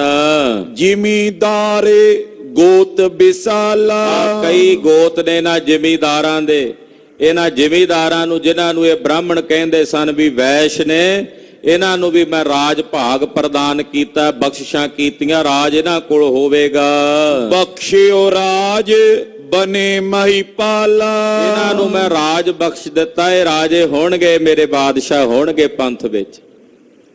ਇਹ ਆਉਣ ਵਾਲੇ ਸਮੇਂ 'ਚ ਪੰਥ ਦਾ ਰਾਜ ਜਦੋਂ ਹੋਣਾ, ਇਹਨਾਂ ਨੇ ਪੰਥ ਵਿੱਚ ਪਾਤਸ਼ਾਹੀਆਂ ਪ੍ਰਾਪਤ ਕਰਨੀਆਂ ਹਨ। ਇਮ ਕਹਤੇ ਉਠ ਮੰਦਰ ਬਰੇ। ਇਹ ਤਾਂ ਕਹਿ ਕੇ ਕਲਗੀਧਰ ਪਾਤਸ਼ਾਹ ਪੰਥ ਨੂੰ ਮਾਣ ਦੇ ਕੇ, ਪੰਥ ਨੂੰ ਵਡਿਆਈਆਂ ਦੇ ਕੇ, ਪੰਥ ਨੂੰ ਪਾਤਸ਼ਾਹੀਆਂ ਦੇ ਕੇ ਬਹੁਤ ਸਾਰੇ ਬ੍ਰਾਹਮਣਾਂ ਤੇ, ਖੱਤਰੀਆਂ ਤੇ, ਸ਼ੂਦਰਾਂ ਤੇ, ਵੈਸ਼ਾਂ ਤੇ, ਸਭ ਤੇ ਕਿਰਪਾ ਕੀਤੀ। ਇਹ ਨਹੀਂ ਵੀ ਕਿਸੇ ਇੱਕ ਤੇ, ਸਭ ਤੇ ਆਪਣੀ ਕਿਰਪਾ ਦ੍ਰਿਸ਼ਟੀ ਕਰਕੇ ਸਭ ਨੂੰ ਬਖਸ਼ਿਸ਼ਾਂ ਦੇ ਕੇ ਨਵਾਜ ਕੇ ਮਹਾਰਾਜ ਜੀ ਆਪਣੇ ਆਸਣਾ ਤੋਂ ਉੱਠ ਕੇ ਮਹਿਲਾਂ ਵਿੱਚ ਆਏ। ਆਏ ਜੀਤੋ ਜੀ ਹੀਰਨ ਕਰੇ। ਜਦੋਂ ਮਹਿਲਾਂ ਵਿੱਚ ਆਏ ਤੇ ਅੱਗੇ ਸਤਿਕਾਰਯੋਗ ਮਾਤਾ ਜੀਤੋ ਜੀ, ਸਤਿਗੁਰਾਂ ਦੇ ਸਭ ਤੋਂ ਵੱਡੇ ਮਹਿਲ ਮਾਤਾ ਜੀਤੋ ਜੀ ਸਨ। ਦੂਜੇ ਸਥਾਨ ਤੇ ਸਤਿਕਾਰਯੋਗ ਮਾਤਾ ਸੁੰਦਰੀ ਜੀ ਸਨ ਤੇ ਤੀਸਰੇ ਸਥਾਨ ਤੇ ਸਤਿਕਾਰਯੋਗ ਮਾਤਾ ਸਾਹਿਬ ਦੇਵਾਂ ਜੀ ਸਨ, ਖਾਲਸੇ ਪੰਥ ਦੇ ਮਾਤਾ ਤੋਂ ਵੱਡੇ ਮਾਤਾ ਜੀਤੋ ਜੀ ਨੇ ਜਦੋਂ ਕਲਗੀਧਰ ਜੀ ਮਹਿਲਾਂ ਚ ਆਏ तो माता जीतो जी ने बेनती की थी, हाथ जोड़ पद पंकज लागी। हाथ जोड़ के महाराज जी दे चरण कमलों दे उत्ते बड़े ही अदब नाल सत्कार नाल माता जी ने मत्था टेकिया। पई दीन बोली वड भागी। वड्डे भागां वाले माता जीतो जी दीन भाव हिरदे च धारण करके बड़े अदब ते सत्कार नाल बोले, पातशाह बेटे क्या कह कर है। महाराज जी सारियां बख्शिशां दूजियां ते कर आयो, पुत्र की करनगे तुहाडे, राज भाग अगे दे आयो, सारियां ते बख्शिशां कर आयो भी पातशाही होणगे, पंथ करेगा पातशाही, खालसा होवेगा राजा बादशाह। ते महाराज जी पुत्र की करनगे तुहाडे। फिर माता जीतो जी दे मन च अपने पुत्रां दी भी ममता आ गई भी मेरे पुत की करनगे महाराज जी, पातशाही पंथ ने करनी है कि ये पंथ दे ताबियां रहणगे। ਇਹ ਤਾਂ ਤੁਹਾਡੇ ਸਾਹਿਬਜ਼ਾਦੇ ਹਨ, ਤੁਹਾਡੇ ਪੁੱਤ ਹਨ। ਇਹ ਕੀ ਕਰਨਗੇ ਮਹਾਰਾਜ? ਇਹਨਾਂ ਤੇ ਵੀ ਕਿਰਪਾ ਕਰੋ। ਸਿੱਖ ਸਰਦਾਰੀ ਲੈ ਬਲ ਧਰ ਹੈ। ਸਿੱਖਾਂ ਨੇ ਤਾਂ ਸਰਦਾਰੀ ਲੈ ਕੇ ਬਲੀ ਹੋ ਜਾਣਾ, ਉਹ ਤਾਂ ਬਲ ਧਾਰਨ ਕਰਨਗੇ, ਉਹਨਾਂ ਨੂੰ ਸਰਦਾਰੀਆਂ ਆਪ ਜੀ ਦੇ ਆਇਓ। ਹੀਰ ਜੀਤੋ ਜੀ ਦਿਸ਼ ਮੁਸਕਾਏ। ਇਹ ਮੇਰੇ ਬੱਚੇ ਜਿਹੜੇ ਮੇਰੇ ਸਾਹਿਬਜ਼ਾਦੇ ਨੇ, ਇਹਨਾਂ ਨੂੰ ਕੀ ਮਿਲੂਗਾ ਮਹਾਰਾਜ? ਇਹਨਾਂ ਨੂੰ ਕੀ ਪ੍ਰਾਪਤ ਹੋਵੇਗਾ ਭਲਾ? ਜਦੋਂ ਕਲਗੀਧਰ ਜੀ ਨੂੰ ਮਾਤਾ ਜੀ ਨੇ ਇਦਾਂ ਬੇਨਤੀ ਕੀਤੀ, ਦਸ਼ਮੇਸ਼ ਪਾਤਸ਼ਾਹ ਨੇ ਮਾਤਾ ਜੀ ਦੇ ਮੁਖ ਵੱਲ, ਆਪਣੇ ਮਹਿਲਾਂ ਦੇ ਮੁਖ ਵੱਲ ਵੇਖਿਆ ਤੇ ਸਤਿਗੁਰੂ ਮੁਸਕਰਾਏ। ਮੁਸਕਰਾ ਕੇ ਕਲਗੀਧਰ ਸਵਾਮੀ ਜੀ ਬੋਲੇ, ਕਯੋ ਭਵਿੱਖਤ ਗਤ ਸਮਝਾਏ। ਆਉਣ ਵਾਲੇ ਸਮੇਂ 'ਚ ਭਵਿੱਖ 'ਚ ਜੋ ਵਰਤਣਾ ਉਹ ਦਸ਼ਮੇਸ਼ ਜੀ ਜਾਣਦੇ ਸਨ, ਇਸ ਕਰਕੇ ਸਮਝਾਉਂਦਿਆਂ ਬੋਲੇ, ਤੁਮ ਸੱਚਾ ਘਰ ਅਚਲ ਸੰਭਾਲੋ। ਆਖਿਆ ਜੀਤੋ ਜੀ, ਆ ਸੰਸਾਰ ਦੇ ਘਰ ਝੂਠੇ ਨੇ, ਤੁਹਾਡਾ ਸਮਾਂ ਪੁੱਜ ਗਿਆ ਹੈ। ਜਾਓ, ਜਾ ਕੇ ਤੁਸੀਂ ਆਪਣੇ ਸੱਚੇ ਘਰ ਦੀ ਸੰਭਾਲ ਕਰੋ, ਜਿੱਥੇ ਤੁਸੀਂ ਸदैव ਵਸਣਾ ਹੈ। ਕਿਉਂਕਿ ਮਾਤਾ ਜੀਤੋ ਜੀ ਆਨੰਦਪੁਰ ਸਾਹਿਬ ਕਲਗੀਧਰ ਜੀ ਦੇ ਕੋਲ ਹੀ ਆਪਣਾ ਸਰੀਰ ਉਹਨਾਂ ਤਿਆਗਿਆ ਸੀ। ਆਨੰਦਪੁਰ ਸਾਹਿਬ ਛੱਡਣ ਤੋਂ ਪਹਿਲਾਂ ਹੀ ਮਾਤਾ ਜੀ ਸਰੀਰ ਤਿਆਗ ਗਏ ਸਨ। ਮਾਤਾ ਜੀਤੋ ਜੀ ਤੋਂ ਉਹਨਾਂ ਦਾ ਸਥਾਨ ਜੋ ਅੰਗੀਠਾ ਗੁਰਦੁਆਰਾ ਆਗਮਗੜ੍ਹ ਸਾਹਿਬ, ਉੱਥੇ ਉਹਨਾਂ ਦਾ ਦਾਹ ਸੰਸਕਾਰ ਕੀਤਾ ਗਿਆ ਸੀ। ਸਾਹਿਬ ਜਾਣਦੇ ਸਨ ਕਿ ਜੀਤੋ ਜੀ ਦੇ ਸਵਾਸ ਕੁਝ ਸਮੇਂ ਦੀ ਜ਼ਿੰਦਗੀ, ਕੁਝ ਦਿਨਾਂ ਦੀ ਰਹਿ ਗਈ ਹੈ, ਇਸ ਕਰਕੇ ਬਚਨ ਕੀਤਾ, ਜੀਤੋ ਜੀ ਤੁਸੀਂ ਜਾ ਕੇ ਆਪਣੇ ਸੱਚੇ ਘਰ ਨੂੰ ਮੱਲੋ। ਸੱਚਾ ਪਿੜ ਮੱਲਿਆ, ਉਹ ਜਿਹੜਾ ਸੱਚਾ ਪਿੜ ਹੈ ਨਾ, ਸੱਚਾ ਸਥਾਨ, ਉਹਨੂੰ ਜਾ ਕੇ ਪ੍ਰਾਪਤ ਕਰੋ। ਜਹਾਂ ਕਲੇਸ਼ ਨਹੀਂ ਕਿਸ ਕਾਲੋ। ਜੀਤੋ ਜੀ ਉਹ ਘਰ ਹੈ, ਅਸੀਂ ਤੁਹਾਨੂੰ ਉਸ ਘਰ ਨੂੰ ਸੰਭਾਲਣ ਵਾਸਤੇ ਤਾਕੀਦ ਕਰਦੇ ਹਾਂ, ਜਿਸ ਘਰ ਵਿੱਚ ਕਦੇ ਕਿਸੇ ਪ੍ਰਕਾਰ ਦਾ ਵੀ ਸ਼ੋਗ ਨਹੀਂ ਹੈ, ਜਿੱਥੇ ਸਦਾ ਹੀ ਖੁਸ਼ੀਆਂ ਨੇ। ਬੇਗਮਪੁਰਾ ਸ਼ਹਿਰ ਕੋ ਨਾਓ, ਦੁਖ ਅੰਦੋ ਨਹੀਂ ਤੇ ਥਾਓ। ਉੱਥੇ ਜਾਓ, ਉਸ ਘਰ ਨੂੰ ਜਾ ਕੇ ਮੱਲੋ, ਉਸ ਘਰ ਨੂੰ ਜਾ ਕੇ ਸੰਭਾਲੋ, ਜਿੱਥੇ ਕਿਸੇ ਵੀ ਪ੍ਰਕਾਰ ਦਾ ਦੁੱਖ ਤੇ ਸ਼ੋਗ ਨਹੀਂ ਹੈ। ਤੋਹੀ ਕੁਟੰਬ ਭਾਗ ਮਹਿ ਭਾਰੀ। ਤੇਰਾ ਜਿਹੜਾ ਕੁਟੰਬ ਹੈ, ਭਾਵ ਜਿਹੜੇ, ਕਿਉਂਕਿ ਤਿੰਨ ਸਾਹਿਬਜ਼ਾਦੇ ਮਾਤਾ ਜੀਤੋ ਜੀ ਦੇ ਉਦਰ ਤੋਂ ਪ੍ਰਗਟੇ, ਸਾਹਿਬਜ਼ਾਦਾ ਬਾਬਾ ਜੁਝਾਰ ਸਿੰਘ ਜੀ, ਬਾਬਾ ਜੋਰਾਵਰ ਸਿੰਘ ਜੀ, ਬਾਬਾ ਫਤਿਹ ਸਿੰਘ ਜੀ, ਔਰ ਸਾਹਿਬਜ਼ਾਦਾ ਬਾਬਾ ਅਜੀਤ ਸਿੰਘ ਜੀ ਦਾ ਜਨਮ ਮਾਤਾ ਸੁੰਦਰੀ ਜੀ ਦੇ ਉਦਰ ਤੋਂ ਹੋਇਆ ਸੀ। ਇਸ ਕਰਕੇ ਗੁਰਦੇਵ ਕਹਿ ਰਹੇ ਨੇ, ਜੀਤੋ ਜੀ ਤੁਹਾਡੇ ਕੁਟੰਬ ਦੇ ਬੜੇ ਵੱਡੇ ਭਾਗ ਨੇ, ਨਾ ਜਾਣੋ ਕਿ ਤੁਹਾਡੇ ਸਾਹਿਬਜ਼ਾਦੇ ਕੋਈ ਛੋਟੀ ਮੋਟੀ ਹਸਤੀ ਹਨ, ਬੜੇ ਵੱਡੇ ਨੇ ਉਹ ਵੀ। ਇਹ ਸਾਹਿਬਜ਼ਾਦਿਆਂ ਦੇ ਬੜੇ ਵੱਡੇ ਭਾਗ ਹਨ। ਦਈ ਅਰਸ਼ ਕੀ ਬਰ ਸਰਦਾਰੀ। ਤੁਸੀਂ ਕਹਿੰਦੇ ਹੋ ਇਹਨਾਂ ਨੂੰ ਕੁਝ ਮਿਲਿਆ ਨਹੀਂ। ਜੀਤੋ ਜੀ ਮੈਂ ਆਪਣੇ ਚਾਰਾਂ ਸਾਹਿਬਜ਼ਾਦਿਆਂ ਨੂੰ ਅਰਸ਼ਾਂ ਦੀਆਂ ਪਾਤਸ਼ਾਹੀਆਂ ਦੇ ਕੇ ਨਵਾਜਿਆ, ਅਰਸ਼ਾਂ ਦੀਆਂ।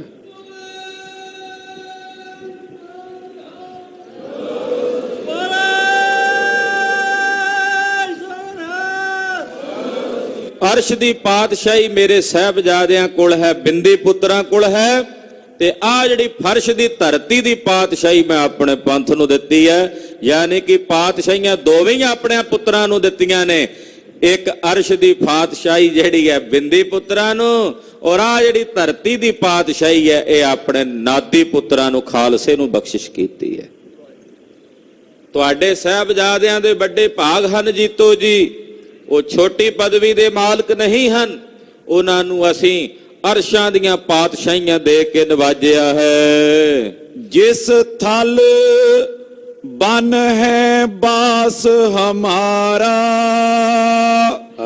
ਤਹਾਂ ਬਾਸ ਤੋ ਜੁਤ ਪਰਵਾਰਾ। ਸਾਹਿਬ ਨੇ ਬਚਨ ਕੀਤੇ, ਜੀਤੋ ਜੀ ਜਿਸ ਥਾਂ ਤੇ ਸਾਡਾ ਵਾਸਾ ਹੋਣਾ, ਜਿੱਥੇ ਅਸੀਂ ਰਹਿਣਾ, ਜਿੱਥੇ ਅਸੀਂ ਵਸਣਾ, ਉੱਥੇ ਤੁਸੀਂ ਵੀ ਔਰ ਸਾਡੇ ਸਾਹਿਬਜ਼ਾਦਿਆਂ ਨੇ ਵੀ ਸਾਡੇ ਨਾਲ ਰਹਿਣਾ ਹੈ।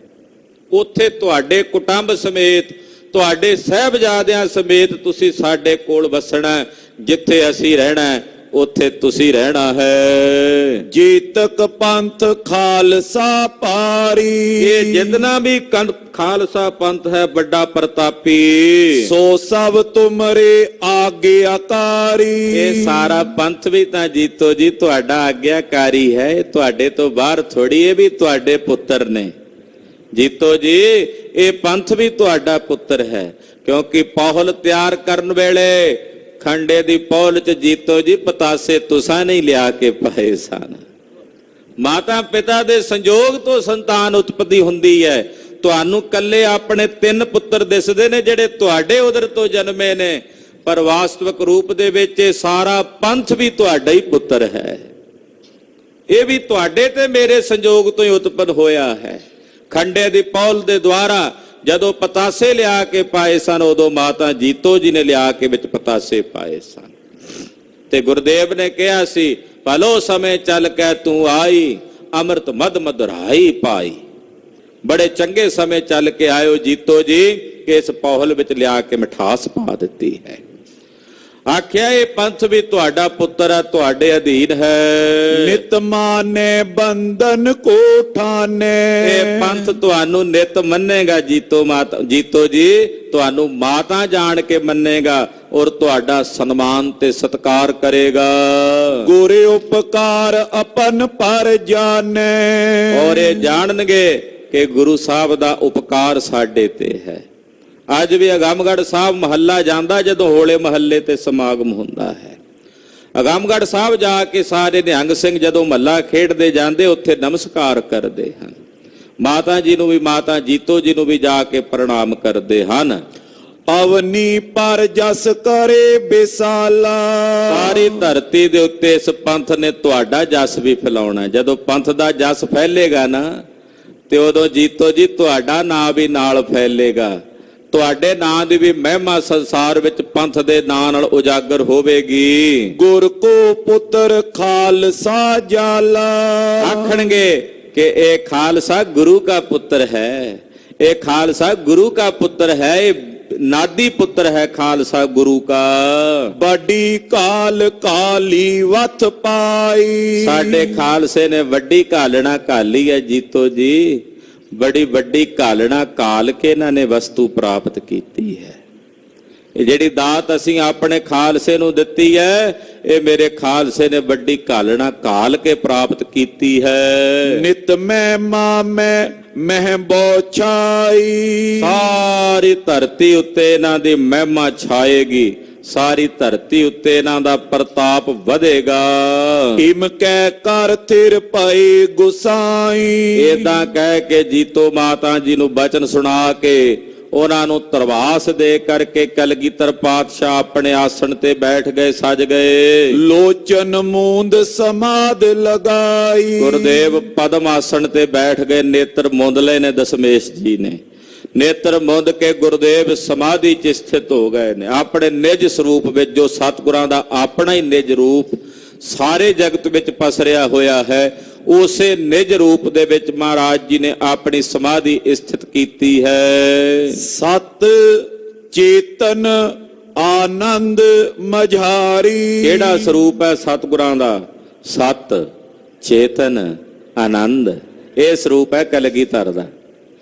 ਬਾਹਰੀ ਸਰੂਪ ਤਾਂ ਅਸੀਂ ਵੇਖਦੇ ਹਾਂ ਨਾ ਵੀ ਇਦਾਂ ਦਾ ਸਰੀਰ ਸਤਿਗੁਰਾਂ ਦਾ, ਅੰਤਰੀਵੀ ਸਰੂਪ ਕਿਹੋ ਜਿਹਾ ਦਸ਼ਮੇਸ਼ ਜੀ ਦਾ? ਆਖੋ ਸਤਿਨਾਮ ਸ੍ਰੀ ਵਾਹਿਗੁਰੂ। ਕੋਈ ਪੁੱਛੇ ਕਲਗੀਧਰ ਦਾ ਬਾਹਰੋਂ ਸਰੂਪ ਵੇਖ ਲਿਆ, ਸੀਸ ਤੇ ਕਲਗੀ ਹੈ, ਜਗ੍ਹਾ ਹੈ, ਸੁੰਦਰ ਦਸਤਾਰ ਹੈ, ਗਾਤਰੇ ਸ਼੍ਰੀ ਸਾਹਿਬ ਹੈ, ਲੰਮੀਆਂ ਬਾਹਾਂ ਨੇ, ਉੱਚਾ ਲੰਮਾ ਪਤਲਾ ਸਰੀਰ ਹੈ, ਪਰ ਕੋਈ ਆਖੇ ਅੰਦਰਲਾ ਸਰੂਪ ਕੀ ਹੈ ਕਲਗੀਧਰ ਦਾ? ਤੇ ਭਾਈ ਸੰਤੋਖ ਸਿੰਘ ਜੀ ਦੱਸਦੇ ਨੇ ਕਲਗੀਧਰ ਦਾ ਅੰਦਰਲਾ ਸਰੂਪ ਹੈ ਸਤ ਚੇਤਨ ਆਨੰਦ। ਸਦਾ ਸੱਚ ਦਾ ਆਨੰਦ ਸਰਵੰ ਪਰਣਾਸੀ, ਸਦਾ ਸੱਚ ਦਾ ਆਨੰਦ ਸਰਵੰ ਪਰਣਾਸੀ। ਇਹੋ ਜਿਹਾ ਸਰੂਪ ਹੈ ਸਤਿਗੁਰਾਂ। ਦਿਆਲੰਗ ਸਰੂਪ ਹੈ, ਦਇਆਲ ਵਾਲਾ, ਦਇਆ ਵਾਲਾ ਸਰੂਪ, ਜਿੱਥੇ ਸਤ ਹੈ, ਚੇਤਨ ਹੈ, ਆਨੰਦ ਸਰੂਪ। ਸਤ ਮਤਲਬ ਜੋ ਤ੍ਰਈ ਕਾਲ ਸਤ ਹੈ, ਪਹਿਲਾਂ ਵੀ ਸੀ, ਹੁਣ ਵੀ, ਅੱਗੇ ਨੂੰ ਵੀ ਰਹੇਗਾ। ਚੇਤਨ, ਚੇਤਨ ਦਾ ਮਤਲਬ ਜੋ ਸੁਣਦਾ ਵੀ ਹੈ, ਵੇਖਦਾ ਵੀ ਹੈ, ਸਦਾ ਹੀ। ਇਹ ਨਹੀਂ ਵੀ ਉਦੋਂ ਸੁਣਦੇ ਸੀ 300 ਸਾਲ, 350 ਸਾਲ ਜਾਂ 350 ਸਾਲ ਪਹਿਲਾਂ ਸੁਣਦੇ ਸੀ ਕਲਗੀਧਰ। ਨਹੀਂ, ਅੱਜ ਵੀ ਸੁਣਦੇ ਨੇ, ਚੇਤਨ ਨੇ ਉਹ। ਤੇ ਜਿੱਥੇ ਚੇਤਨ ਸਰੂਪ ਨੇ, ਸੁਣਨ ਵਾਲੇ ਨੇ, ਵੇਖਣ ਵਾਲੇ ਨੇ, ਬੋਲਣ ਵਾਲੇ ਨੇ, ਉੱਥੇ ਆਨੰਦ ਸਰੂਪ ਵੀ ਹਨ। ਸਦਾ ਹੀ ਆਨੰਦ ਹੈ ਉੱਥੇ। ਉੱਥੇ ਤਾਂ ਮਾਛੀਵਾੜੇ ਦੇ ਜੰਗਲਾਂ 'ਚ ਪਏ ਟਿੰਡ ਦਾ ਸਰਾਣਾ ਲਾਈ, ਉੱਥੇ ਵੀ ਆਨੰਦ ਵਿੱਚ ਕਹਿੰਦੇ ਮਿੱਤਰ ਪਿਆਰੇ ਨੂੰ ਹਾਲ ਮੁਰੀਦਾਂ ਦਾ ਕਹਿਣਾ। ਕਦੇ ਵੇਖਿਆ ਵੀ ਉੱਥੇ ਕਿਤੇ ਆਨੰਦ ਵਿੱਚ ਘਾਟਾ ਪਿਆ? ਕੁਝ ਵੀ ਨਹੀਂ ਹੈ ਕੋਲ, ਸਭ ਕੁਝ ਛੱਡ ਆਏ ਨੇ, ਰੋਡਾਂ ਦੇ ਉੱਤੇ ਲੇਟੇ ਹੋਏ ਨੇ, ਸਰਾਣਾ ਟਿੰਡ ਦਾ ਲਾਈ ਬੈਠੇ ਨੇ। ਜੰਗਲ ਹੈ ਮਾਛੀਵਾੜੇ ਦਾ, ਨੇੜੇ ਤੇੜੇ ਕੋਈ ਸੇਵਾਦਾਰ ਐਲਕਾਰ ਨਹੀਂ, ਪਰ ਆਨੰਦ ਹੈ। ਇਹ ਸਵਰੂਪ ਹੈ ਸਤਿਗੁਰਾਂ ਦਾ, ਸਦਾ ਹੀ ਆਨੰਦਮਈ। ਜਿੱਥੇ ਸਦਾ ਹੀ ਆਨੰਦ, ਤੇਰਾ ਘਰ ਆਨੰਦ ਵਧਾਈ ਤੁਧ ਘਰ। ਆਹ, ਤੇਰਾ ਘਰ ਆਨੰਦ ਵਧਾਈ ਤੁਧ ਘਰ, ਤੇਰੇ ਘਰ ਆਨੰਦ ਹੈ ਮਹਾਰਾਜ। ਉਰੇ ਆਨੰਦ ਦੀ ਵਧਾਈ ਨਿਤ ਹੁੰਦੀ ਹੈ, ਨਿਤ ਵੱਧਦਾ, ਨਿਤ ਵੱਧਦਾ, ਨਿਤ ਵੱਧਦਾ। ਅੱਜ ਹੋਰ, ਕੱਲ ਹੋਰ। ਕਦੇ ਸੁਣਿਆ ਕਿਸੇ ਸਿੱਖ ਕੋਲੋਂ ਮੈਂ 20 ਸਾਲਾਂ ਤੋਂ ਗੁਰਦੁਆਰੇ ਆਉਣਾ, ਮੈਨੂੰ ਹੁਣ ਆਨੰਦ ਆਉਣਾ ਬੰਦ ਹੋ ਗਿਆ? ਕਹਿੰਦਾ 20 ਸਾਲ ਪਹਿਲਾਂ ਜਦੋਂ ਆਇਆ ਸੀ ਤੇ ਅੱਜ ਆ ਰਿਹਾ, ਅੱਜ ਵੀ ਨਿਤ ਨਵਾਂ ਹੀ ਆਨੰਦ ਪ੍ਰਾਪਤ ਹੁੰਦਾ। ਸਾਹਿਬ ਮੇਰਾ ਨੀਤ ਨਵਾ, ਸਦਾ ਸਦਾ ਦਾਤਾਰ। ਨਿਤ ਹੀ ਨਵੇਂ ਨੇ, ਨਿਤ ਹੀ ਨਵਾਂ ਆਨੰਦ ਸਰੂਪ। ਇਹ ਹੈ ਮੇਰੇ ਸਤਿਗੁਰਾਂ ਦਾ ਸਰੂਪ। ਇਹੋ ਜਿਹੇ ਸਰੂਪ ਵਿੱਚ ਮਹਾਰਾਜ ਜੀ ਨੇ ਧਿਆਨ ਜੋੜਿਆ, ਸਮਾਧੀ ਲਾਈ ਹੈ। ਨਿਜ ਸਰੂਪ ਮੈਂ ਬ੍ਰਿਤੀ ਥਿਰ ਤਾਰੀ। ਆਪਣੇ ਨਿਜ ਸਰੂਪ ਦੇ ਵਿੱਚ ਮਹਾਰਾਜ ਜੀ ਨੇ ਆਪਣੀ ਬਿਰਤੀ ਨੂੰ ਸਥਿਰ ਕੀਤਾ ਹੈ, ਆਪਣੀ ਬਿਰਤੀ ਨੂੰ ਟਿਕਾਇਆ ਹੈ। ਦੇਖ ਕੰਤ ਕੋ ਮੁਖ ਸਭ ਭਾਂਤੀ। ਕਲਗੀਧਰ ਪਾਤਸ਼ਾਹ ਦਾ ਸੋਹਣਾ ਮੁਖ ਮੰਡਲ ਮਾਤਾ ਜੀਤੋ ਜੀ ਨੇ ਵੇਖਿਆ। ਭਾਈ ਜੀਤੋ ਜੀ ਸੀਤਲ ਛਾਤੀ। ਮਾਤਾ ਜੀਤੋ ਜੀ ਦਾ ਹਿਰਦਾ ਸ਼ਾਂਤ ਸ਼ੀਤਲ ਹੋ ਗਿਆ। ਪਹਿਲਾਂ ਉਤਾਵਲਾ ਸੀ, ਇਹ ਸਰਦਾਰੀਆਂ ਪਾਤਸ਼ਾਹੀਆਂ ਤਾਂ ਸਾਰੀਆਂ ਸਿੱਖਾਂ ਨੂੰ ਦੇ ਆਏ ਨੇ, ਮੇਰੇ ਪੁੱਤਰਾਂ ਨੂੰ ਕੀ ਦੇਣਗੇ? ਜਦੋਂ ਸੁਣਿਆ ਵੀ ਇਹਨਾਂ ਨੂੰ ਤਾਰਸ਼ਾਂ ਦੀਆਂ ਪਾਤਸ਼ਾਹੀਆਂ ਬਖਸ਼ੀਆਂ ਨੇ ਕਲਗੀਧਰ ਨੇ, ਇਹ ਤਾਰਸ਼ਾਂ ਵਿੱਚ ਬਿਰਾਜਮਾਨ ਰਹਿਣ ਵਾਲੇ ਨੇ, ਜਿੱਥੇ ਕਲਗੀਧਰ ਦਾ ਬਿਰਾਜਮਾਨ ਹੋਣਾ, ਨਿਵਾਸ ਹੋਣਾ। ਬਸ ਸੁਣਦਿਆਂ ਮਾਤਾ ਜੀਤੋ ਜੀ ਦਾ ਹਿਰਦਾ ਸ਼ਾਂਤ ਤੇ ਸ਼ੀਤਲ ਹੋ ਗਿਆ। ਮਾਨਿਓ ਬਚਨ ਜਥਾ ਫੁਰਮਾਇਓ। ਜਥਾ ਜਿਵੇਂ ਕਲਗੀਧਰ ਪਾਤਸ਼ਾਹ ਨੇ ਫਰਮਾਇਆ, ਮਾਤਾ ਜੀਤੋ ਜੀ ਨੇ ਸੱਤ ਕਰਕੇ ਮੰਨਿਆ। ਉਹਨਾਂ ਇਹ ਨਹੀਂ ਆਖਿਆ ਨਹੀਂ ਮਹਾਰਾਜ ਮੈਂ ਕਿਵੇਂ ਮੰਨ ਲਵਾਂ, ਤੁਸੀਂ ਮੇਰੇ ਪੁੱਤਰਾਂ ਨੂੰ ਅਰਸ਼ਾਂ ਦੀਆਂ ਪਾਤਸ਼ਾਹੀਆਂ ਦਿੱਤੀਆਂ। ਐਸੇ ਸਤੀ ਤੇ ਪਤ ਵਰਤ ਸਨ ਮਾਤਾ ਜੀਤੋ ਜੀ, ਜੋ ਗੁਰਦੇਵ ਨੇ ਕਿਹਾ ਸਤ ਕਰਕੇ ਮੰਨ ਲਿਆ। ਹੱਥ ਜੋੜ ਕਰ ਸੀਸ ਨਿਵਾਇਓ। ਹੱਥ ਜੋੜ ਕੇ ਮਹਾਰਾਜ ਜੀ ਦੇ ਚਰਨਾਂ ਤੇ ਸੀਸ ਝੁਕਾਇਆ, ਮੱਥਾ ਟੇਕਿਆ। ਗਈ ਆਪਨੇ ਥਾਨ ਮਝਾਰੀ। ਸਤਿਕਾਰਯੋਗ ਮਾਤਾ ਜੀਤੋ ਜੀ ਆਪਣੇ ਨਿਜ ਆਸਣਾ ਤੇ ਚਲੇ ਗਏ। ਮੈਂ ਕਿਸ ਕੇ ਟਿਗ ਬੌਰ ਉਚਾਰੀ। ਇਹ ਬਚਨ ਮਾਤਾ ਜੀਤੋ ਜੀ ਨੇ ਮੁੜ ਕਿਸੇ ਅੱਗੇ ਨਹੀਂ ਉਚਾਰਿਆ, ਇਹ ਬਚਨ ਕਿਸੇ ਦੂਸਰੇ ਅੱਗੇ ਨਹੀਂ ਉਚਾਰਿਆ। ਪਤੀ ਆਸ਼ੈ ਲਖ ਹਿਰਦੇ ਛਪਾਇਓ। ਆਪਣੇ ਪਤੀ ਜੀ ਦਾ ਆਸ਼ਾ ਜਾਣ ਕੇ ਇਸ ਆਸ਼ੇ ਨੂੰ ਮਾਤਾ ਜੀ ਨੇ ਆਪਣੇ ਹਿਰਦੇ 'ਚ ਛੁਪਾ ਲਿਆ, ਲੁਕਾ ਲਿਆ। ਰਹੇ ਅਨੁਸਾਰ ਤਥਾ ਮਨ ਪਾਇਓ। ਔਰ ਜਿਵੇਂ ਸਤਿਗੁਰਾਂ ਦੇ ਮਨ ਨੂੰ ਭਾਉਂਦਾ ਹੈ, ਉਸੇ ਤਰ੍ਹਾਂ ਮਾਤਾ ਜੀ ਸਤਿਗੁਰੂ ਜੀ ਦੇ ਅਨੁਸਾਰ ਹੀ ਹੋ ਕੇ ਰਹਿੰਦੇ ਹਨ, ਸਤਿਗੁਰੂ ਜੀ ਦੇ ਅਧੀਨ ਹੋ ਕੇ ਰਹਿੰਦੇ ਹਨ। ਇਮ ਸਤਿਗੁਰ ਕੇ ਚਰਿਤ੍ਰ ਬਿਸਾਲੇ। ਇਸ ਤਰ੍ਹਾਂ ਗੁਰੂ ਖਾਲਸਾ ਜੀ ਕਲਗੀਧਰ ਜੀ ਦੇ ਬੇਅੰਤ ਚੋਜ ਹਨ, ਮਹਾਰਾਜ ਜੀ ਦੇ ਬੇਅੰਤ ਹੀ ਚਰਿੱਤਰ ਹਨ। ਸੁਨ ਸ਼ਰੋਤਾ ਹੱਥ ਕਲ ਮਲ ਕਾਲੇ। ਇਹ ਸ਼ਰੋਤਾ ਜਨੋ, ਜਦੋਂ ਤੁਸੀਂ ਕਲਗੀਧਰ ਦੀ ਇਸ ਅੰਮ੍ਰਿਤ ਕਥਾ ਨੂੰ ਸੁਣੋਗੇ ਤੇ ਇਸ ਕਥਾ ਨੂੰ ਸੁਣਨ ਦਾ ਫਲ ਇਹ ਹੈ ਕਿ ਸਾਹਿਬ ਦੀ ਕਥਾ ਸੁਣਦਿਆਂ ਜਿਤਨੇ ਵੀ ਕਲਯੁਗ ਦੇ ਪਾਪ ਨੇ ਉਹ ਪਾਪ ਕੱਟੇ ਜਾਂਦੇ ਹਨ। ਕਲ ਮਲ ਕਾਲੇ, ਜਿਹੜੇ ਕਲਯੁਗ ਦੇ ਕਾਲੇ ਪਾਪ ਨੇ ਉਹ ਕਲਗੀਧਰ ਦੀ ਕਥਾ ਸੁਣ ਕੇ ਦੂਰ ਹੋ ਜਾਂਦੇ, ਨਿਰਵਿਰਤ ਹੋ ਜਾਂਦੇ ਹਨ। ਕਵੀ ਸੰਤੋਖ ਸਿੰਘ ਕਰ ਬੰਦਨ। ਮਹਾਕਵੀ ਕਵੀ ਰਾਜ ਭਾਈ ਸਾਹਿਬ ਭਾਈ ਸੰਤੋਖ ਸਿੰਘ ਜੀ ਚੂੜਾਮਣੀ ਜੀ, ਉਹ ਕਹਿੰਦੇ ਮੈਂ ਹਰੀ ਸਵਰੂਪ ਗੁਰੂ ਕਲਗੀਧਰ ਪਾਤਸ਼ਾਹ ਜੀ ਮਹਾਰਾਜ ਜੀ ਦੇ ਪਵਿੱਤਰ ਪਾਵਨ ਚਰਨ ਕਮਲਾਂ ਤੇ ਵੰਦਨਾ ਕਰਦਾ ਹਾਂ। ਬੰਦਨ ਕਰੋ ਚਰਨ ਅਰਬਿੰਦਨ। ਮਹਾਰਾਜ ਜੀ ਦੇ ਪਵਿੱਤਰ ਚਰਨ ਕਮਲਾਂ ਵਿੱਚ ਜੋ ਹਰੀ ਸਵਰੂਪ ਹਨ ਉਹਨਾਂ ਦੇ ਚਰਨਾਂ ਤੇ ਬਾਰੰਬਾਰ ਵੰਦਨਾ ਕਰਦਾ ਹਾਂ। ਬੰਦਨਾ ਹਰ ਬੰਦਨਾ ਗੁਣ ਗਾਵੋ ਗੋਪਾਲ ਰਾਏ। ਮਹਾਰਾਜ ਜੀ ਦੇ ਚਰਨਾਂ ਵਿੱਚ ਬਾਰੰਬਾਰ ਵੰਦਨਾ ਕਰਦਾ ਹਾਂ, ਨਮਸਕਾਰ ਕਰਦਾ ਹਾਂ। ਦੋਹਰਾ ਇੱਕ ਬਾਰ ਸ਼੍ਰੀ ਸਤਿਗੁਰੂ ਬੈਠੇ ਆਪਣੇ ਪਾਏ।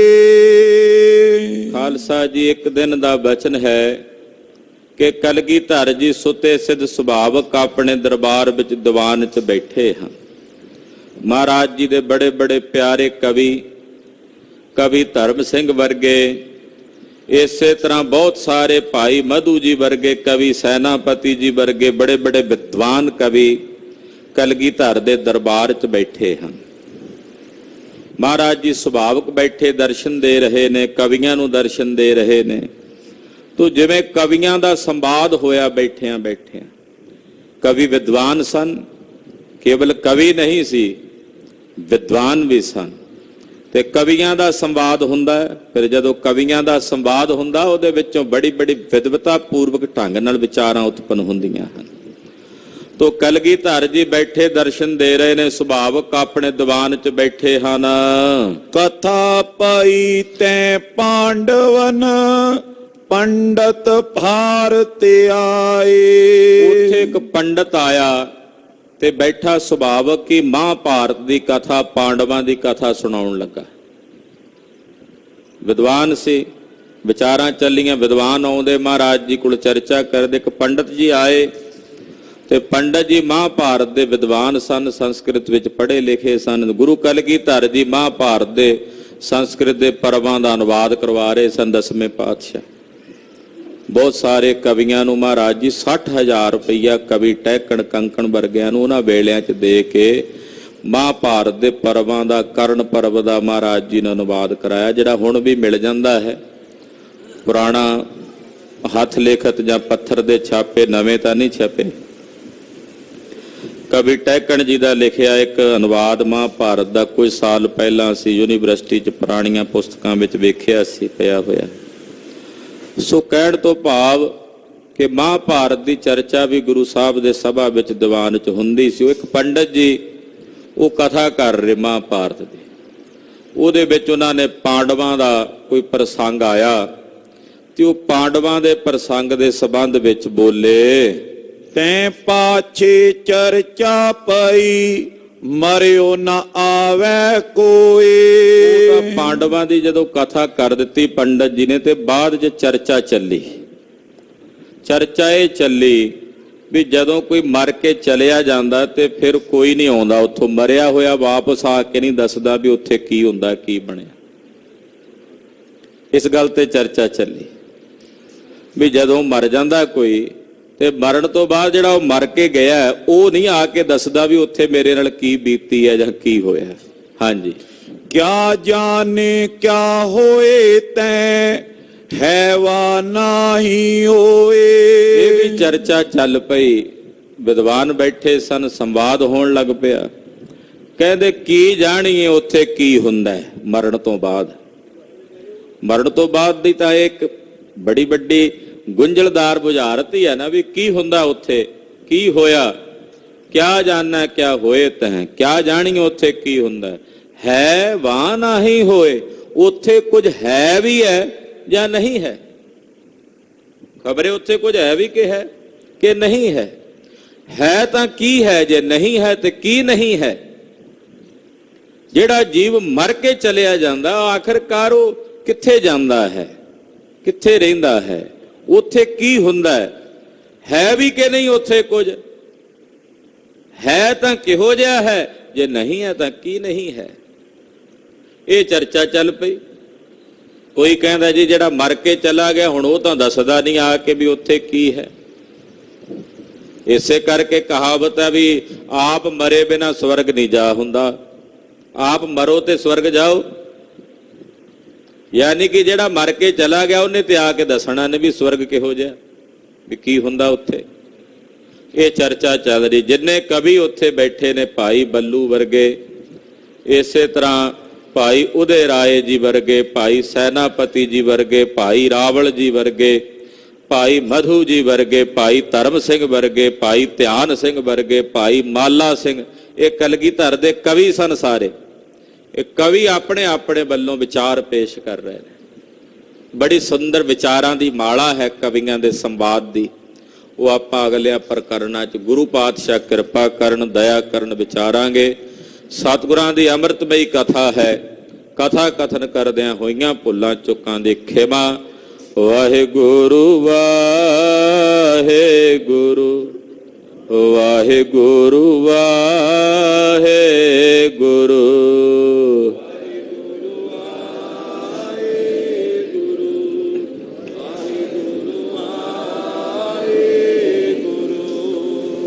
ਵਾਹਿਗੁਰੂ ਵਾਹਿਗੁਰੂ ਵਾਹਿਗੁਰੂ ਵਾਹਿਗੁਰੂ।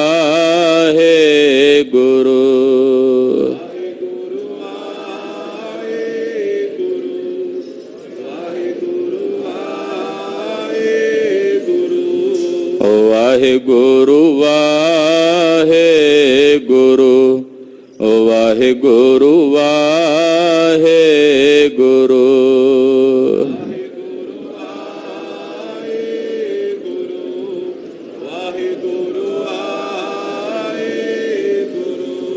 हे अच्युत हे पार ब्रह्म, हे पूरन हे सर्वमय, हे संगी हे निरंकार, हे गोविंद हे गुण निधान, हे अपरंपर हर हरे, हे संतः कै सदा संग, धारा आधार, हे ठाकुर हो दासरो, मैं निर्गुण गुण नहीं कोई, नानक दीजै नाम दान, परा कोई है परोई, आए प्रभ शरणागति, कृपा निध दयाल, एक अखर हर मन बस्त, नानक ओत निहाल, वाहिगुरु नाम जहाज है, चढ़े सो तेरे पार, जो शरदा कर सेवंदे, गुर पारी उतार निहार, वाहिगुरु नाम जहाज है, चढ़े सो तेरे पार, जो शरदा कर सेवंदे, गुर पारी उतार निहार। वाहिगुरु जी का खालसा, वाहिगुरु जी की फतेह।